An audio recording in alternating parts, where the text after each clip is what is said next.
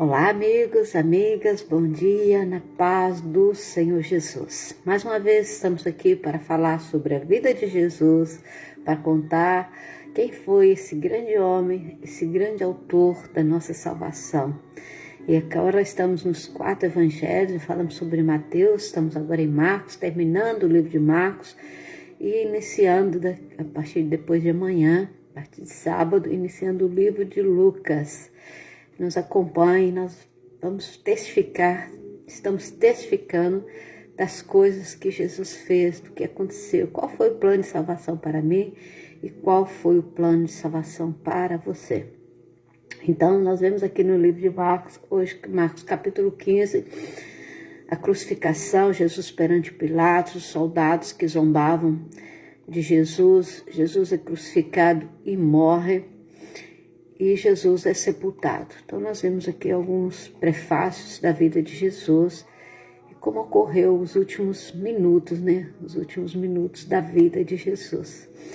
E como Jesus morreu numa cruz, Eu quando vejo essas passagens bíblicas, Eu lembro de um filme que a TV Record lançou e a gente sabe que eles mudam a história bíblica, põe crescente, põe romantismo, Eu nunca assisti, fala a verdade, não tenho vontade de assistir, não estou aqui a fazer performance nenhuma. Mas eu lembro de uma reportagem quando a TV Record lançou um filme chamado Jesus, ou algo parecido assim, não sei, eu não assisti, nem tenho vontade de assistir, eu quero saber a história de Jesus, eu leio a Bíblia. Não que não posso assistir filmes, eu gosto de filmes, mas eu gosto de assistir a realidade, não gosto quando mudam a versão bíblica. E uma pessoa lá no Brasil foi assistir o filme, e o repórter perguntou para essa pessoa se ela tinha gostado do filme, como é que tinha sido o filme. Eu gostei muito, não gostei muito do final, Ele morre. Então, aqui é a história verdadeira de Jesus, onde um mocinho morre no final.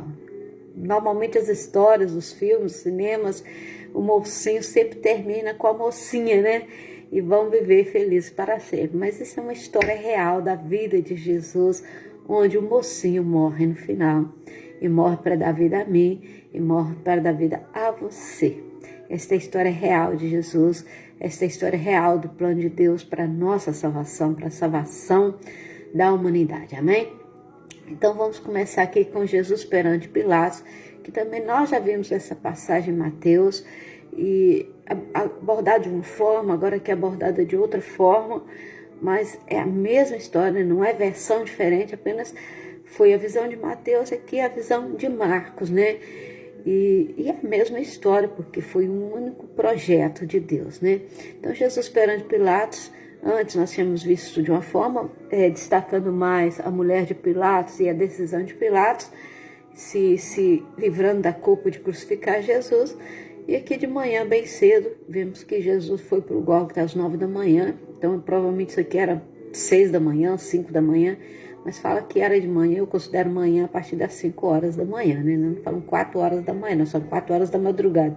Quando é 5, falamos 5 horas da madrugada ou 5 horas da manhã. Então, eu acredito que seja mais ou menos por aí. Então, Jesus perante Pilatos, e os sacerdotes, com os líderes religiosos, os mestres da lei, todos os sinédrios chegaram a uma decisão, amarrando Jesus, levando e entregaram a Pilatos. E Pilatos pergunta: você é o rei dos judeus? E Jesus responde: tu dizes que eu sou. E Pilatos ali lava suas mãos e pergunta para o povo quem que eles querem que seja solto e quem que eles querem que sejam crucificados. Então o povo escolheu que fosse solto Barrabás e que Jesus fosse crucificado. Então Pilatos lava as mãos e diz: olha, eu não tenho culpa sobre isso, foram vocês que escolheram Jesus como para ser crucificado. E fizeram ali uma placa, colocaram em cima, da cruz de Jesus, Jesus o rei dos judeus, E Barrabás foi solto, um ladrão, um assassino, um covarde, tudo que podia ser, Barrabás era. E ele tomou o lugar de Jesus. E Jesus tomou o lugar de Barrabás. Eu já falei isso e vou tornar a repetir. Deixe Jesus tomar o lugar de Barrabás na sua vida. Muitas vezes nós somos ladrões, muitas vezes nós somos prostitutos, muitas vezes nós somos beberrões, nós somos criminosos, nós somos tudo de mal que a sociedade pode só ter, nós somos. Eu posso ser uma coisa, você pode ser outra, mas nós somos tudo isso. Precisamos soltar Barrabás e precisamos deixar Jesus tomar o lugar de Barrabás em nossa vida. E o povo gritava para que Jesus fosse crucificado. No verso 3 do capítulo 15 de Marcos, fala assim: crucificam, gritavam eles. Crucificam, gritavam eles. Crucificam, gritavam eles. E o povo clamava: crucificam. Que triste, né? Será que se eu estivesse lá, eu também não estaria gritando assim? Será que você estivesse lá, você também não estaria gritando assim? Qual seria a nossa posição? Será que hoje, com a nossa vida, com a nossa atitude, nós tomando a posição de servos, nós tomando a posição de crentes, de cristãos, muitas vezes nós não estamos gritando para o povo, para a sociedade: crucifica Jesus? Porque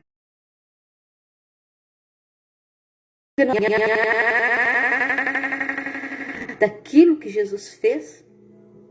Ou nós não podemos levar um título de cristão quando nós não conseguimos ter em nossa personalidade, ter em nosso testemunho o título de cristão? Muitas vezes nós estamos gritando para o povo, nós estamos gritando para Pilatos: crucificam. Então nós devemos, como cristãos, dar um bom testemunho, sermos verdadeiros cristãos e deixarmos Jesus tomar o lugar de Barrabás em nossas vidas. Aqui na segunda parte, a partir do verso 16 do capítulo 15, os soldados zombam de Jesus. Eles levam Jesus, colocam um manto vermelho nas costas de Jesus, fazem uma coroa de espinho e se curvam diante de Jesus como se ele fosse o rei terreno, né? O rei dos judeus terreno. E Jesus e o povo de Israel não entendeu. Quando o Senhor profetizou, quando os profetas disseram que viria alguém para reinar em Jerusalém, não era um rei terreno, mas um rei eterno. E eles ali zombando, põem uma coroa, põem um manto e tratam Jesus como um rei. E a partir do versículo 21, Jesus é crucificado e morre. Capítulo 15, verso 21, aqui fala sobre a crucificação e morte do Senhor Jesus, né? Simão, pai de Alexandre e de Rufo, passava por ali, chegando do campo, e eles forçaram a Simão a ajudar Jesus a carregar a cruz. Forçaram Simão. Olha, Simão, ele estava vindo do trabalho, né? Estava chegando do campo. Provavelmente Simão estava cansado. Ele tinha seus filhos, né? Aqui está falando que Simão tinha os filhos, provavelmente Simão estava cansado, Simão queria ir para casa. Nós não vemos falar muito de Simão, né? Esse Simão não é Simão Pedro, Simão Cirineu, né? De Cirene. E Simão cansado, queria ir para casa, descansar, tá com a sua família, tá comendo, tomar um banho, deitar no aconchego do seu lar. E eles obrigam Simão a carregar a cruz, ajudar Jesus a carregar a cruz. Quantas vezes nós estamos cansados, quantas vezes nós queremos ir para casa, descansar, tomar um banho, jantar, estar com a nossa família, e nós temos que carregar a cruz de Jesus. Mas isso não pode, aqui não fala que foi um sacrifício para Simão, que Simão rejeitou, que Simão disse não. Simplesmente Simão carregou a cruz com Jesus.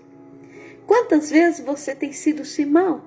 Quantas vezes, embora cansado, embora com saudade de casa, embora com vontade de estar com a sua família, com vontade de tomar um banho, jantar, você vai para a igreja, você ensaia com um grupo de louvor, você prepara a palavra, você vai trabalhar no som, você vai limpar a igreja, você vai preparar a mensagem.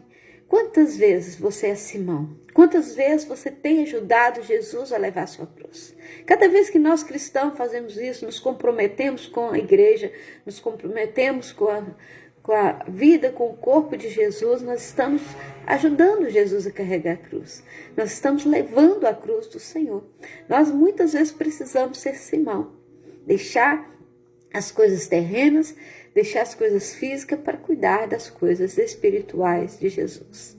E aqui no verso 22 fala que Jesus foi levado a um lugar chamado Gólgota, ou seja, um lugar chamado caveira. Gólgota que significa caveira, ou seja, onde muitos morrem, né? Onde muitos morrem. Então eles deram vinho misturado com mirra para Jesus beber, mas Jesus não aceitou beber, ou seja, para que Jesus ficasse embriagado e tivesse alucinações e não sentisse a morte. Mas não, Jesus queria sentir a morte de cruz. E foi para isso que ele veio. Ele precisava sentir e passar para que a humanidade pudesse entender qual era o propósito de Jesus. E crucificaram Jesus e depois dividiram as roupas de Jesus, lançaram sorte sobre as roupas de Jesus.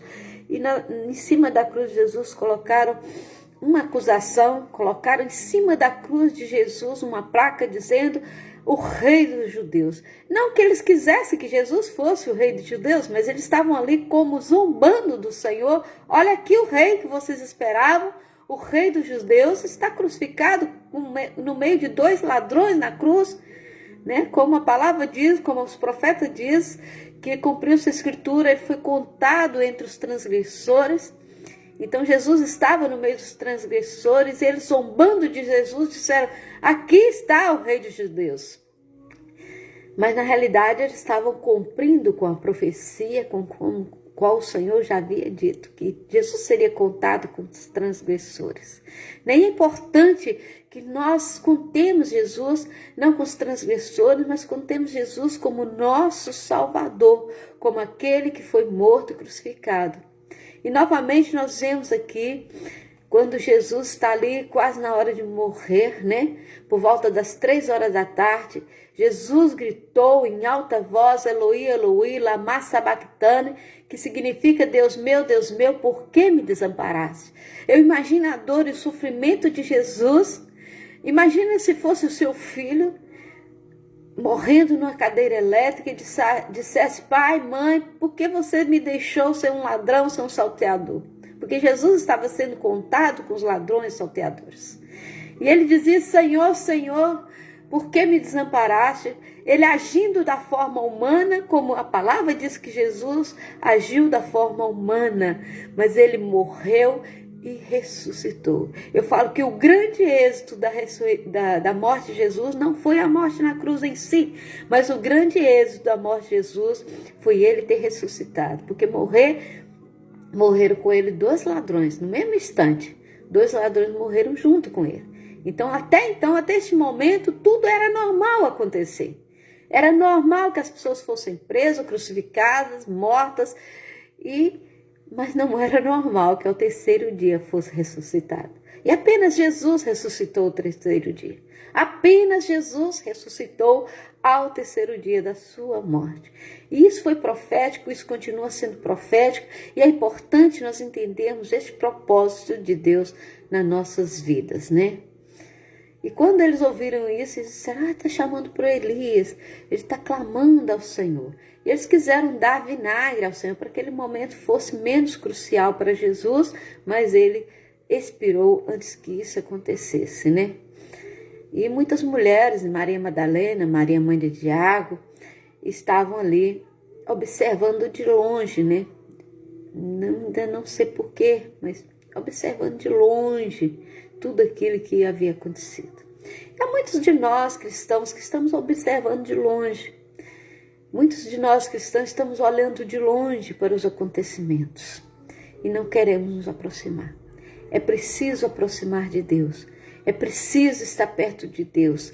É preciso alcançar Deus na sua essência, no seu todo, para que você tenha uma experiência com Deus. Deixe de observar Deus de longe. Há muitos que só conhecem Deus pela internet, quando passam perto da igreja têm vergonha de entrar. Há muitos que não querem dizer que são cristãos, estão observando de longe. Qual é a sua posição diante de Deus? Você continua observando de longe ou você consegue dar a cara para a sociedade e dizer: eu sou cristão, eu sirvo ao Senhor? Esse é o nosso papel. Eu preciso dar a cara para a sociedade e dizer: eu sou cristão. Você, se quiser ser meu amigo ou minha amiga, você vai ouvir falar de Jesus. Porque o Senhor tem propósito na minha vida, porque o Senhor tem propósito na sua vida. E, por último, encerrando já o capítulo 15, no verso 42, vai falar sobre Jesus sepultado, sobre o sepultamento de Jesus. Então era o dia da preparação, isto é, véspera do sábado. No sábado não faziam-se nada. Então, já no final do dia, né, quase aproximando às 6 horas da tarde, José de Arimateia, membro de destaque do Sinédrio, que também esperava o reino de Deus, dirigiu-se corajosamente a Pilatos e pediu ali o corpo de Jesus. Então José de Arimateia foi o responsável, após a morte de Jesus, pelo corpo de Jesus, né? Então eles entregaram o corpo de Jesus a José de Arimateia. Então José de Arimateia comprou um lençol de linho, baixou o corpo da cruz, envolveu no lençol e colocou no sepulcro cavado na rocha. Depois fez rolar uma pedra sobre a entrada do sepulcro. Então, esse foi o papel crucial, triste, né? Triste de José. Ele levou o corpo de Jesus e colocou uma grande pedra. E nós já sabemos o que vai acontecer, né? Mas isso vai ficar para amanhã. Isso vai ficar para amanhã. Mas é importante o zelo, né? O zelo com a pessoa de Jesus. Qual o zelo? Você tem deixado Jesus numa cruz? Ou você tem envolvido Jesus num lençol? Ou você tem envolvido Jesus na sua intimidade? Você tem envolvido Jesus nos seus pensamentos? Você tem envolvido Jesus na sua vida espiritual? Você tem participado junto com Jesus na saúde e na doença, na alegria e na dor? Isso é um casamento. Nós somos a noiva de Jesus. Jesus é a cabeça da igreja, né? Aquelas palavras que geralmente falam-se no casamento, né? Hoje não é nem tão comum, que as pessoas estão deturpando tantos casamentos que acho que já nem se fala mais isso, né? Na alegria e na dor, na saúde e na doença, até que a morte os separe, né? Então esse é o casamento da igreja com o Senhor. Na saúde e na doença, na alegria e na dor, até a volta do Senhor. Aqui o casamento da igreja com o Senhor já é diferente, né? O casamento humano fala até que a morte os separe. E aqui o casamento da igreja com o Senhor, até que a vida os una, né? Porque aquela vida eterna, aquela vida que só Jesus pode dar. Uma vida eterna, uma vida cheia de amor, uma vida cheia de refrigério. E essa é a palavra que o Senhor tem para nós hoje. E não esqueça, você é impressão digital de Deus. Você é projeto de Deus e Deus te ama. Vamos orar. Senhor, abençoa as nossas vidas, abençoa a tua igreja, renova a nossa fé, a nossa comunhão, dá-nos paz, dá-nos alimento, Senhor. Transforma, Senhor, nosso ser, ajuda-nos a permanecer firmes, ajuda-nos, Senhor, a permanecermos fiéis a Ti. Dá-nos, ó Deus, o pão de cada dia. Abençoa nossa vida espiritual, que sejamos igreja, corpo do Senhor, e que estejamos atentos aos sinais até a volta do Senhor Jesus, pois assim nós oramos em nome de Jesus. Que Deus te abençoe.